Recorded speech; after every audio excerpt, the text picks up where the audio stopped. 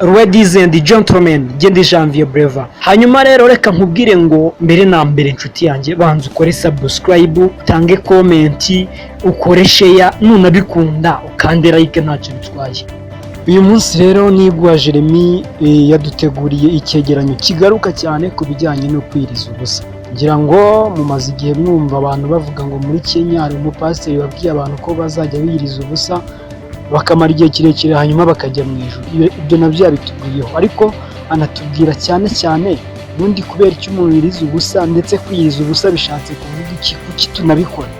Ibyo rero nibyo agiye kutubwiraho, mujye mukora ibintu mubizi neza hagataho kugira ngo mutazajya mwikururira umuvumo. Niguha Jeremy, umwanya no wawe. Ndagusuje cyane ukomeje kunyumva no kuntega amatwi. Iyi ni Ibaba Official. Uyu munsi tugiye kuganira ku ngingo yitwa kwiyiriza ubusa. Hamaze iminsi hacicikana inkuru hirya no hino ku isi ngo hari abantu biyiriza ubusa, bamwe bakabaseka abandi bakabaha urw'amenyo ngo barakora ubusa. Gusa ku rundi ruhande hari ababikora bakabiburiramo ubuzima bagapfa. Kwiyiriza ubusa no gusenga ni kimwe mu bikorwa by'umwuka bikomeye bihuza abera bo mu isi yose. Kwiyiriza ubusa kandi nyako kuzana kwicisha bugufi no guhura n'Imana. Kwiyiriza ubusa bimenagura imbaraga z'imyuka mibi n'abadayimoni, biburizamo kandi imigambi y'umubi, kandi bizana ibisubizo by'amasengesho mu gihe nta nzira.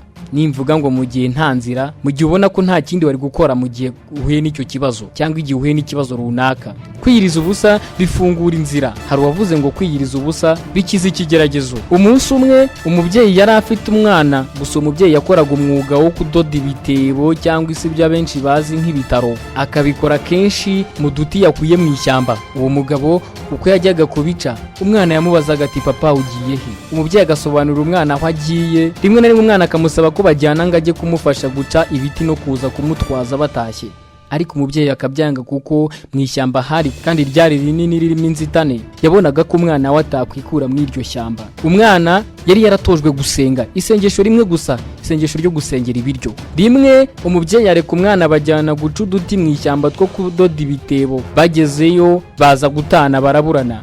Umwana yigira inama yo gusubira inyuma ngo ajye ku karundo ka mbere bari barunze. Akigerayo ababuranye na se burundu, kumbi se yari yakomeje imbere cyane. Aramubura, ararira cyane, arahamagara, arataka, arangije afata umwanzuro wo kwicara. Kumbi uko umwana yariraga cyane mu ishyamba, intare zaramwumvise, zihuta zimusanga zishaka kumurya no kumwasamira. Yibuka ko hari isengesho yatojwe gusenga na se ryo gusengera ibiryo. Umwana yari yatojwe gusenga mbere y'uko arya, yarazi isengesho rimwe gusa. Akibona intare arapfukama arasenga ati Mana, ndagushimiye cyane ko wandinze ukandinda mu buzima bwanjye bwose. Gushimiye ko ibi biryo mpaye bikugeze ubitunganye bikure mu isi n'ubutaka, ntitaye aho byavuye, ntitaye kwa bitunganije. Ndagushimiye ko bimpaye, ngiye kubirya ubikure mu isi n'ubutaka, bitunga umubiri wanjye nawe utunga ubugingo. Bigusabye nizeye izina ryawe Yesu Kristo umwami wacu, amen.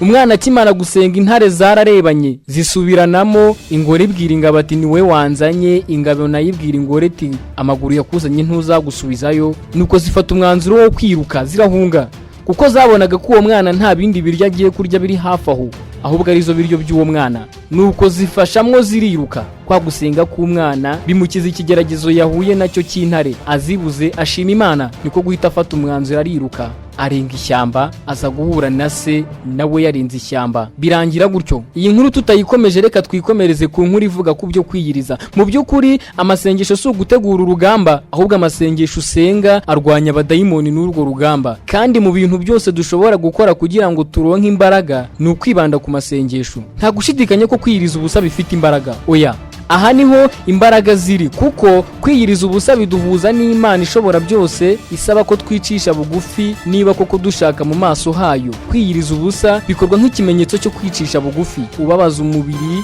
ariko ku ntego yo kwegerana n'Imana. Iyo bikozwe kuri iyo ntego bishimisha umwuka w'Imana, bishimisha umwuka wera, bishimisha Uwiteka, Imana ihoraho benshi bavuga. Birashoboka cyane rwose ko ushobora kugendana n'Imana igihe kinini bidasabye ko wiyiriza ubusa cyane, ariko imigisha isumba iyindi ihebuje kandi ikomeye cyane ihora ijya ku bantu bemeye iyi nyigisho biyiriza ubusa cyane kandi bagendera imbere y'Imana. Abantu bavugwa cyane muri Bibiliya usibye Aburahamu bose bari abantu biyiriza ubusa kandi basenga. Yesu umwana w'Imana yari umuhamya mwiza wiyirizaga ubusa agasenga. Tubisanga muri Matayo igice cya 4:2.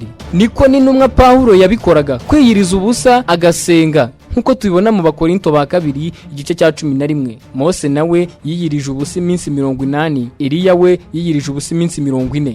Itorero rya mbere mu biyirizaga ubusa mbere yo gutangira umurimo uwo ari wo wose.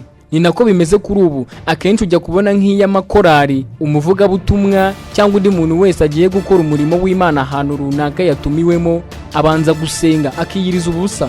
Niko byahoze. Abayobozi bakomeye bazanye ububyutse mu kinyejana cya 20 na 21 bose bakoresheje intwaro yo gusenga no kwiyiriza ubusa. Babaye icyitegererezo cy'umuntu wese wifuza kwiyiriza ubusa. Umuntu wese watangije urugendo rukomeye rw'ivugabutumwa rya Gikristo, yaba umugabo cyangwa umugore, bose bitabaje intwaro yo kwiyiriza ubusa basenga. Martin Luther, Wesley, Fineri, Bufu, Boneke ndetse na Derrick Prince bose bari abagabo biyirizaga ubusa bagasenga. Mu gihe kwiyiriza ubusa bikozwe neza bitanga inyungu nyinshi ku Mana, itorero riraguka bitewe nuko habonetse imbaraga. Ushobora kwibaza nubuhe buryo bwiza bwo kwiyiriza ubusa. Abantu benshi bibaza icyo bashobora gufata mu gihe cyo kwiyiriza ubusa. Ibi biterwa n'ibyo Imana yaguhamagariye kuyikorera. Hari abahitamo kwiyiriza ubusa nta mazi cyangwa ifunguro na rito bafashe. Mu bigaragara kunywa amazi mu gihe cyo kwiyiriza ubusa ni ingenzi cyane kuko umwuka n'umubiri byose bigomba kurindwa. Ntuzigere winjira mu masengesho yo kwiyiriza ubusa mu minsi irenze 3 udafite amazi.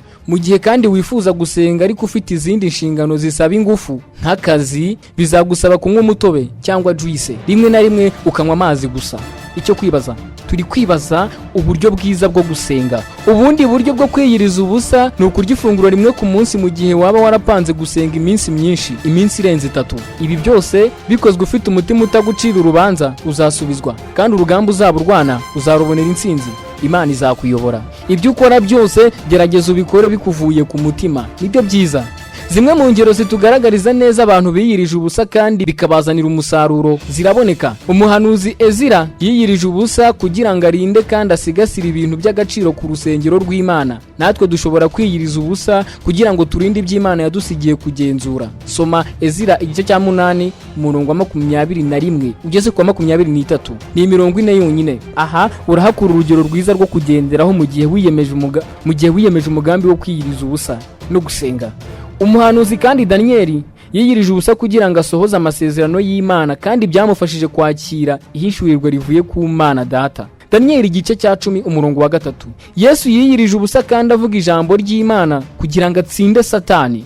Mu butumwa bwiza akenshi higanjemo bwa Matayo ndetse n'ubwa Luka mu bice 4 hombi uhereye ku murongo wa 1 urabibona. Yesu byamusabye kwiyiriza ubusa kugira ngo atangire umurimo we, kugira ngo yakire imbaraga z'Imana no gusigwa. Yesu yasizwe amavuta. Eliya yari akeneye kwiyiriza iminsi 40 kugira ngo yongere kumva ijwi ry'Imana. Ahangaha yari yarabuze uko yakongera kumva ijwi ry'Imana. Abami ba mbere igice cya 19. Mose yiyirije ubusa kugira ngo yakire amategeko 10 n'amategeko y'Imana kandi byanatumye abona icyubahiro n'ubwiza bw'Imana. Abakuru, abahanuzi ndetse n'abigisha bo muri Antiokia biyirije ubusa kandi bakorera Imana. Ari byo byatumye umurimo w'intumwa Pawulo ndetse na Barinaba utangirira ku banyamahanga nkuko tubibona mu byakozwe n'intumwa. Mu buryo nk'ubwo dukwiye kwiyiriza ubusa no gusenga mbere yo gukora icyari cyo cyose, by'umwihariko umurimo wo kuvuga ubutumwa bwiza. Gusenga ni byiza mbere y'uko ugira ikindi kintu ukora ubuzima bwawe bwose. Gusenga ni intwari ikomeye umuntu wese ashobora kwifashisha, haba mu buzima busanzwe, igihe uhuye n'ikibazo cyangwa igihe hari igikorwa ugiyemo runaka. Niba hari ikintu ugiye gukora abanje isengesho, byanga bikunda kizagenda neza kandi Imana izakikurindiramo. Tukiraha hari ababikora biyereka abandi bagenzi babo. Rimwe na rimwe ugasanga bapanze igikorwa cyo gusenga, arabonetse isaha ku yindi umunota ku wundi, nyamara yabona akanya ko kumuca inyuma cyangwa guca inyuma bene wabo bari kumwe muri icyo gihe cyo gusenga akiyiba. Impamvu mbyise kwiyiba nuko barimo yirahuriraho umuvumo abo bandi batazabonaho. Ibyiza kora ikintu wagipanze kizakuzanira umugisha. Dutegura ibi twifashishije urubuga rwa wa3.christianfact.com ndetse no kuri Daniel@agakiza.org. Aha hari inkuru zimaze iminsi zicacana hirya no hino ku bitangazamakuru, inkuru zivuga ku mupasiteri wategetse abantu kwiyiriza ubusa mu gihugu cya Kenya, ndetse rimwe na rimwe bamwe bagapfa abandi bigateza imidugararo mu ngo. Ibi bikunze no kubaho mu gihugu cyacu, ugasanga umugabo araziza umugore we ko yirije ubusa cyangwa se yaraye mu masengesho, ugasanga umugore nawe arabirenganiriza umugabo we, cyangwa bose babirenganyirije abana babo. Ni gute ushobora kubaho mu bihe byo gusenga ndetse na gahunda zawe zo mu rugo zikagenda neza?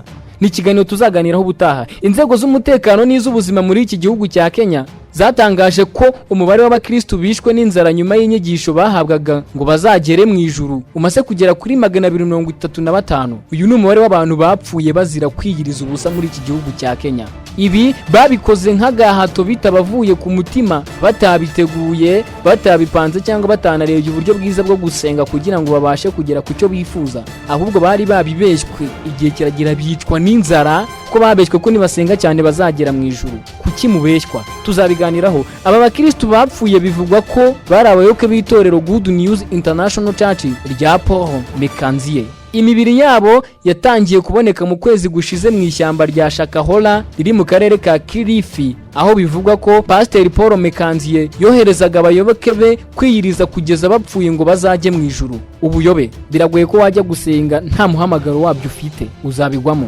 Biragoye ko hari umuntu waguhatira kujya gusenga ukabikora, uzabigwamo. Rimwe na rimwe nunabikora bitakuvuye ku mutima nta mumaro bizakugirira.